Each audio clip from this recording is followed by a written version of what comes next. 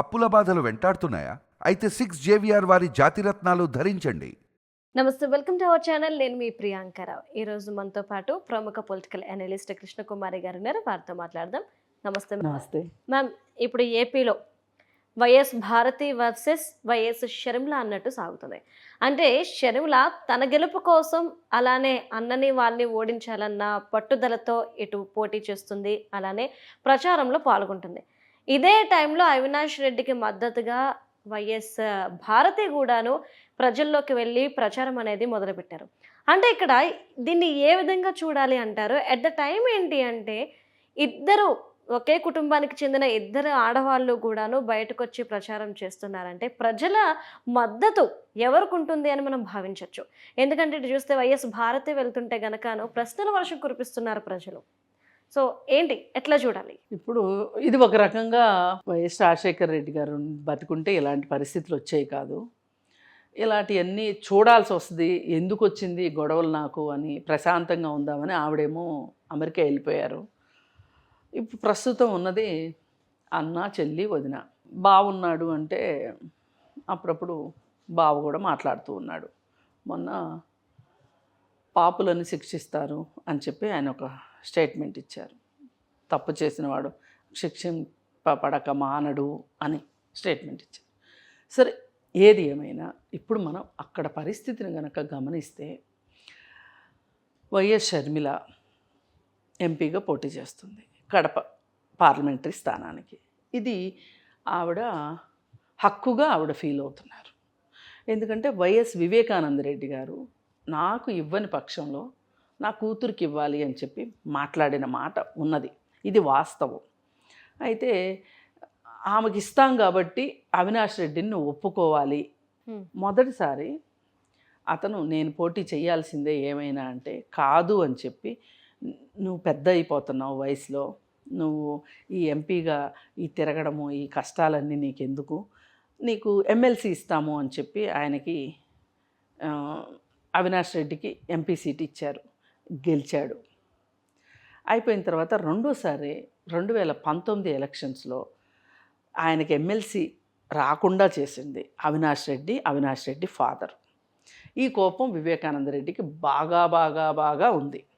అందుకని మళ్ళీ 2019 ఎలక్షన్స్ వస్తున్నప్పుడు కాదు, ఈ సీటు అవినాష్ రెడ్డికి ఇవ్వడానికి వీల్లేదు, నా కూతురికే ఇవ్వాలి, నా కూతురు లాంటి షర్మిలకు ఇవ్వాల్సిందే అని ఆయన పట్టుబడితే ఇంకా ఆ తర్వాత ఆయన ఏమయ్యాడో మనందరికీ తెలుసు. గొడ్డల వేటికి బలయ్యాడు. అయితే ఆ తరువాత తదనంతర పరిణామాలు బహుశా విజయమ్మకి షర్మిలకి కూడా తెలియకుండా వాళ్ళు ఆ కథ నడిపించేశారు. వివేకానంద రెడ్డి కథ హత్యాకాండ జరిపేసేసిన తర్వాత ఆమెకి అర్థమయ్యి అర్థం కాకుండా, తెలిసి తెలియకోకుండా ఆమెకు అర్థమవుతూ వచ్చింది షర్మిలకి. ఈలోపు సునీత తన న్యాయ పోరాటం అన్నను నమ్మిన రోజులు నమ్మింది. తర్వాత న్యాయ పోరాటానికి వెళ్ళింది. న్యాయ పోరాటానికి వెళ్ళినప్పుడు ఒక్కొక్కటి కలుగుల్లోంచి బయటకు వచ్చిన పాముల్లాగా ఒక్కొక్క దొంగ బయటకు వస్తూ ఉన్నాడు. ఈ రోజుకి వస్తూనే ఉన్నారు. మరి ఈ ప్రాసెస్లో ఇదంతా అర్థమైన తర్వాత షర్మిల తను ఎంపీగా పోటీ చేయాలనుకుంది. ఫస్ట్ సునీతారెడ్డికి సపోర్ట్గా నిలిచింది షర్మిల సిబిఐకి ఇచ్చిన వాంగ్మూలం ద్వారా. ఆ తర్వాత ఆ హత్యాకాండ గురించి మాట్లాడుతూ ఉంది. ఈలోపు ఎలక్షన్స్ వచ్చాయి, పోటీ చేస్తుంది. అక్కా చెల్లెలు ఇద్దరూ కలిసి ఒక రకంగా బాగా అసలు ఎట్లా అంటే జగన్మోహన్ రెడ్డికి రాష్ట్రం మొత్తంలో ఉన్న సమస్యలన్నీ ఒక పెట్టు, ఈ ఒక్క కడపకు సంబంధించి వివేకానంద రెడ్డి హత్యకు సంబంధించిన సమస్య ఒకవైపు అయిపోయింది. అంతలా అంటే ఇంకా కొంచెం బరువు ఇదే పైకి ఉంటుందేమో అన్న పరిస్థితిలో ఇప్పుడు వాతావరణం ఉంది. ఈ పరిస్థితుల్లో అక్కడ ఎలక్షన్కి వెళ్ళాలి, క్యాంపెయిన్కి వెళ్ళాలి, పార్టీ ప్రెసిడెంట్గా, అలాగే పులివెందుల్లో తను పోటీ చేస్తున్న నియోజకవర్గంగా వెళ్ళాలి. ఏంటి మరి పరిస్థితి? వెళ్తున్నాడా? వెళ్ళట్లా. అందుకని తెలివైన మగవాళ్ళందరూ చేసే పని జగన్మోహన్ రెడ్డి కూడా చేశాడు. భారతిరెడ్డిని పంపించాడు. చాలా చోట్ల నేరాలు చేయాలనుకున్నా, ఒక సమస్య నుంచి కొంచెం పక్కకి తప్పుకోవాలన్నా మగవాళ్ళు చేసే తెలివైన పని ఏంటి అంటే ఆడవాళ్ళని ముందు పెడతారు. అలాగే రాజకీయాల్లో కూడా ప్రత్యర్థి పార్టీల్ని తిట్టించాలి అన్నప్పుడు తమ పార్టీలో ఉన్న కాస్త నోరుగల్ల ఆడవాళ్ళ చేత తిట్టిస్తారు. ఈ ఆడవాళ్ళు కూడా దీనికి ఉపయోగపడటానికి అలవాటు పడిపోయారు. అసలు మనమేంటి, మన హక్కులేంటి, మన సత్తా ఏంటి, మన గోల్ ఏంటి అనేది అన్నీ పక్కకి వెళ్ళిపోయి ఇప్పుడు చూడండి, ఒకప్పుడు తెలుగుదేశంలో ఉన్న రోజా వైఎస్ రాజశేఖర రెడ్డి మీద ఉన్నప్పుడు వైఎస్ రాజశేఖర రెడ్డిని కాంగ్రెస్ పార్టీని తిట్టింది. ఇప్పుడు వైఎస్ రాజశేఖర రెడ్డి పార్టీలోకి వెళ్ళిన తర్వాత చంద్రబాబు నాయుడిని నువ్వెంత అంటే నువ్వెంత అని మాట్లాడు. అంటే ఇలా చేయడం వెనకమాల ఈ ఈ రాజకీయాల్లో మగవాళ్ళ కుట్ర అనమాట ఇది. ఆ కుట్రలో భాగంగానే ఇప్పుడు భారతీరెడ్డిని పంపించారు. ఇప్పుడు భారతీరెడ్డిని అందరూ ప్రశ్నిస్తున్నారు. ఏంటమ్మా జగన్మోహన్ రెడ్డి గారు, మీ భర్త గారు ల్యాండ్ టైటిలింగ్ యాక్ట్ తీసుకొచ్చారంట. అసలు ఏంటి దాని సంగతి ఏంటి, ఎందుకు అలా తీసుకొచ్చారు?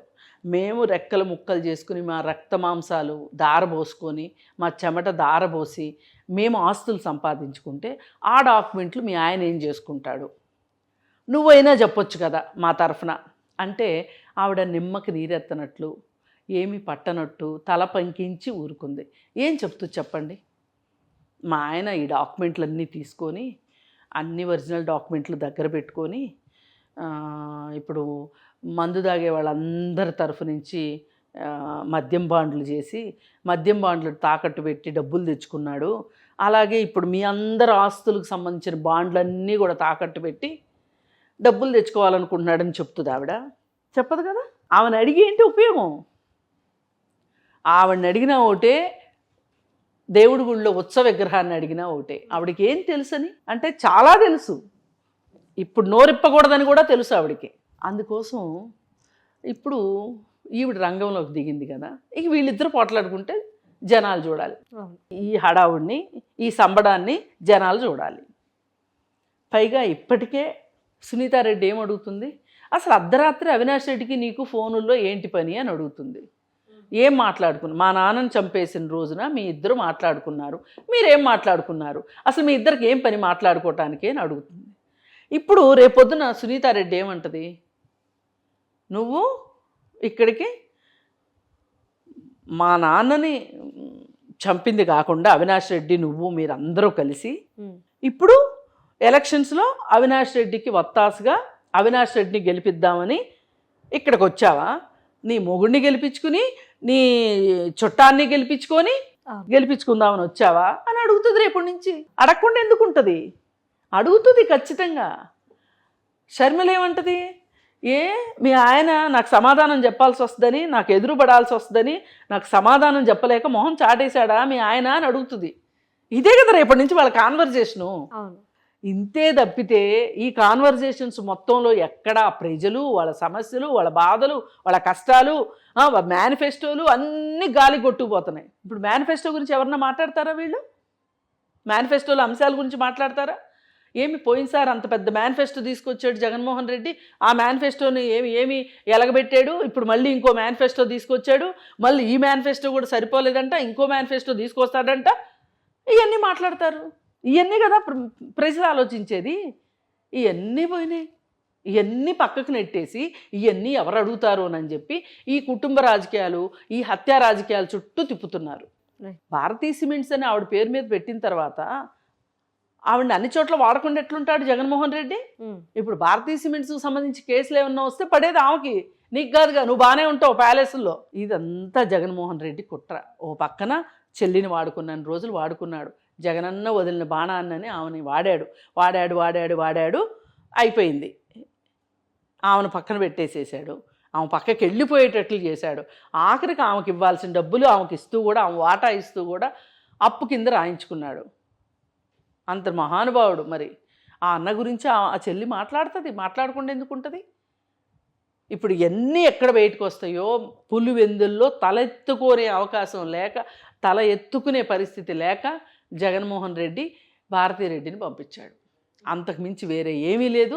ఇక్కడ వీళ్ళిద్దరూ కలిసి పోట్లాడుకునేది లేదు. ఏం మాట్లాడుకున్నా వీళ్ళు ఎదురెదురు పడినప్పుడు ఏం చేస్తారు? ఇదేమన్నా పంపుల దగ్గర పంచాయతీయా తగాదా పట్టడానికి? తగాదా పట్టరు కదా.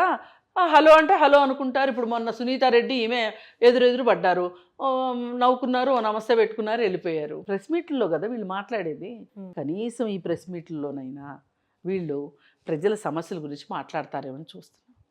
ఇంకా 5 సంవత్సరాల తర్వాత వివేకానంద రెడ్డి హత్య గురించే మాట్లాడుకోవాల్సి రావటము, మాటలన్నీ కోడికత్తి కేసు చుట్టూను, వివేకానంద రెడ్డి హత్య కేసు చుట్టూను, ఇంకో దాని చుట్టూను తిరగటం తప్పితే, పైగా ఇక్కడ ఇంకొక దరిద్రం ఏమైపోయింది అంటే, అసలు ఇక్కడే కోర్టులు ఉంటాయి పులివెందుల్లోనే, ఇక్కడే శిక్షలు ఖరారు చేస్తూ ఉంటారు.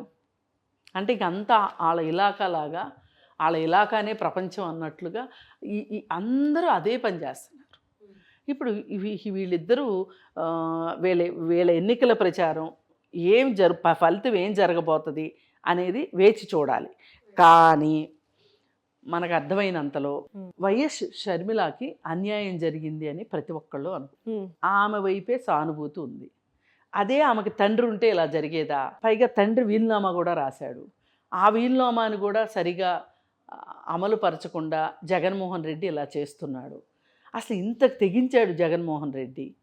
ప్రజల్ని ఇలాగే ఇబ్బంది పెడుతున్నాడు, ఇంట్లో వాళ్ళని ఇలాగే ఇబ్బంది పెడుతున్నాడు అనే ఆలోచన మట్టుకు ప్రజల్లో ఖచ్చితంగా వచ్చింది. పైగా వీళ్ళు ప్రత్యర్థుల్ని చంపటం సంగతి అలా ఉంచితే, ఇంట్లో సొంత మనుషుల్ని హత్య చేసేంత దురాగతానికి పాల్పడతారా? దురాగతానికి పాల్పడి మళ్ళీ ఈ నేరాన్ని వేరే వాళ్ళ మీద వేసి లబ్ధి పొందుదామని చూస్తారా? ఆ సానుభూతితోటి గెలవాలని చూస్తారా? అలానే గెలిచాడా జగన్మోహన్ రెడ్డి అని ఇప్పుడు ప్రజలు ఆలోచిస్తున్నారు. కాబట్టి ఆ సానుభూతి అంతా వైఎస్ షర్మిలకి ట్రాన్స్ఫర్ అవుతుందని నేను నమ్ముతున్నాను. Thank you so much. Thank you.